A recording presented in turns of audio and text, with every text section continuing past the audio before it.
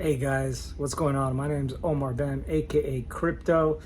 And if you're noticing that my voice is a little bit different, it's probably because I've been pretty sick over the last week and a half. Again, I know after COVID, but this is not COVID. I hope so.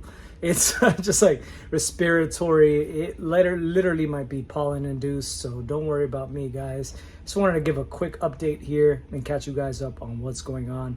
And if you don't know, the Federal Reserve has lowered interest rates, right, Wallace? Wallace? They've lowered interest rates, right? Which is big because, thank you, Wallace. Because they've been raising rates for quite some time, right? Up to about the 525 basis point region, like 5.25%. Now they've lowered the interest rates from 475% to 500 basis points. That's what I meant to say. And that is a 50 basis point move, which was in line with what the market wanted. About 60% of the market wanted it to drop to that level, and that's exactly where it's at.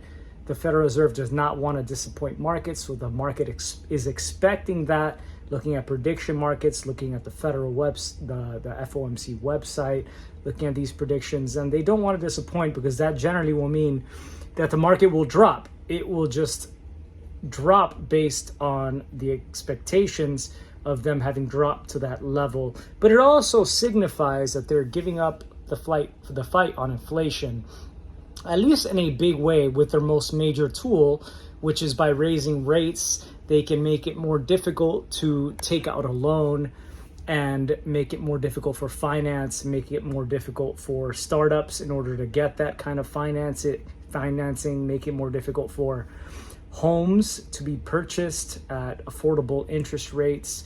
And on the flip side, it also means that home rates will probably spike quite a bit, being that it's easier to take out a loan on a home. Those home prices will be going up, along with a lot of other different assets, primarily probably risk assets. And that means cryptocurrencies like Bitcoin or Ethereum, right?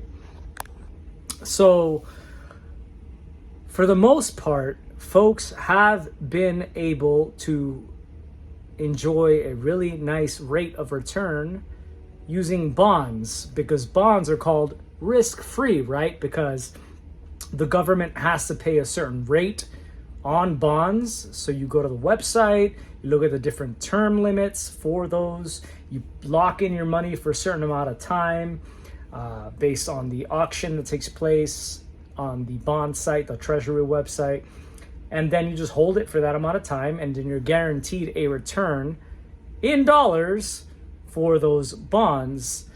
However, that tends to apply really, really well when bonds have been performing as they have because of interest rates being at the high levels that they have been. And this is interesting, right? Because if we look at Bitcoin, right? And just to go back to crypto there, we're going from about 2008, which was when Federal Reserve rates began to drop precipitously, and Bitcoin was born in 2009, right after that. And really, for the most part, when you look at the charts of Bitcoin or other cryptocurrencies that have followed it, you will see that it's tracked that, right? From 2008 till I guess 2020, although it's still been going up somewhat. You can see that these low interest rate environments that were meant to help with the recession in 2008 have possibly fueled Bitcoin during this rally.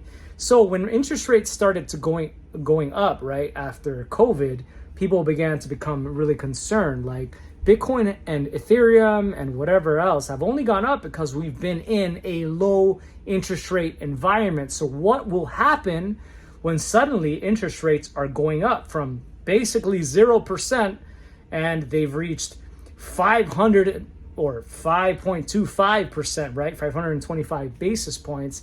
It's like that should have been catastrophic looking at this theory that Bitcoin only went up along with other risk assets and other cryptocurrencies that are considered risk assets because we were in a low interest rate environment. And you know what? For those people, if you're still holding, props, right? Because you held while we've been going up. But for those people as well, right? If you somehow have held on while we're going up, well, guess what? We're going back down. So what will this mean for your theory, right? If you really believe that theory and you held on. And yeah, crypto went up during that time, especially since 2020. It did go up somewhat. It's had a lot of volatility, but it went up, right? Maybe a little bit slower than you might have expected. Well, what will happen when it's going up still, but in a negative interest rate environment that drops from 4.75 or 475% all the way back down to zero, or wherever we end up leaving off? Like, will that be good? Well, according to your theory, it should be phenomenal, including the fact that it's so much easier now for liquidity to enter cryptocurrency via different means, whether it be institutional, because suddenly we have ETFs and we have so many different custodians that are more trusted, and so many in Wall Street and elsewhere who are more knowledgeable about cryptocurrencies and how to get money into it, or whether it's even just retail, right? Because if retail catches on, and that's what's driven most of these prior bull markets, as we've recalled in the past, right? So if like retail notices what institution is doing that is causing the price to go up, then maybe they begin to pile on in a bigger sense. And they already have accounts on different websites. They know to avoid the FTXs out there, hopefully, of the world, right? And they trust the better custodians and the better exchanges that exist at this time. Well, that is truly what fuels a bull market, because higher prices portend higher prices. By the way, portend actually is a bad thing from what I read in the dictionary. So if you say portend, it actually means a bad thing coming up, like an omen, right? So it's not maybe portentous, I don't think that's a word, but it's something that signifies that we might be going up, and therefore you want to get in, right? You want to get in as much as possible. And I think that will matter more and more, because the Federal Reserve lowering interest rates means that capital is easier to acquire for most people that have access to the modern financial infrastructure and services, which means they can take out cheaper loans and look to get a higher rate of return versus a bond that offers you 5%. Instead, you get into something else that is drawing on this excess available liquidity to grow their business in order to grow their capital and possibly see higher returns. And that, for the most part, tends to mean these kinds of risk assets. So for me personally, I think that this is a phenomenal time to get started with cryptocurrencies and really take a bigger stake here in what is going on. When it comes to jurisdictions, I think a lot of people have been very, very cautious, pragmatic with investing in cryptocurrency because they're scared. They're concerned about what it means for taxes. They're concerned what it means for being able to acquire these things. But more and more, these things are being clarified and making it simpler for people to get involved and to not only dip their toes, but now get in 3 feet deep into the swimming pool, where previously they maybe tinkered with it a little bit, maybe opened a few accounts on different exchanges, didn't put much in there. But I think what's coming up next with the troubling signs of the US dollar, right? So we look at the US dollar still, and depending on what metrics you trust, is inflating. Maybe not as much as it was, but still inflating. And you look at hard assets, Bitcoin and others, that provide a better lifeboat for these things. And suddenly they seem a lot more attractive, especially when the price is going up, and especially with things like Ethereum, right? Where you can suddenly get some sort of return on staking.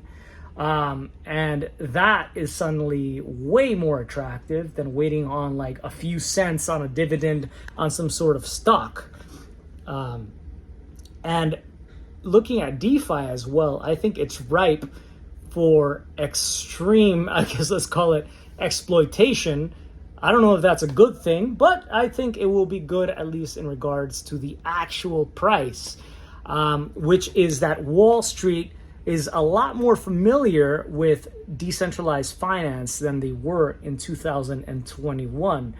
And very likely will engage more, which will drive value into different tokens, different projects that build out this ecosystem, different layer 2 networks on Ethereum and otherwise that will also balloon in total locked value, in valuation, in daily trading volume. And I think we are finally in that stage where I think these institutions are about to begin really messing with these different things. I'm sorry, I can't speak anymore. I haven't done many of these off the cuff interviews, or rather videos, in a while, but I appreciate you guys sticking with me. But yeah, that's my point, is that basically huge amounts of liquidity are being created by the day. Low interest rates mean that loans can be drawn more easily by institutions and by retail investors alike, who are bound to chase these returns that are derived highly from speculative things, I would call, which is DeFi, but also on a more serious tone, or more confirmed way, which is, at least for me, the price of these different assets, such as Ethereum, which drives so much DeFi movement these days, and Bitcoin, which is still the top dog. So anyway, that's just some kind of my thoughts today. I have meant to upload a video, and based on these Federal Reserve interest rate drops and the reversal of what we've seen over the past few years, of instead of raising rates, make it more difficult to acquire capital, we're finally seeing them drop. I am beyond excited to be here with you guys to see this next chapter that has just began in cryptocurrency and modern finance. So stay tuned, guys. It's about to get crazy. Maybe even like what we saw after 2008 when Bitcoin was born. $0, 0 cents back in 2009, up to over $60,000 a unit that we see today. I will catch you guys the next time. Take care. Much love from all of us here, and stay cryptic. Peace.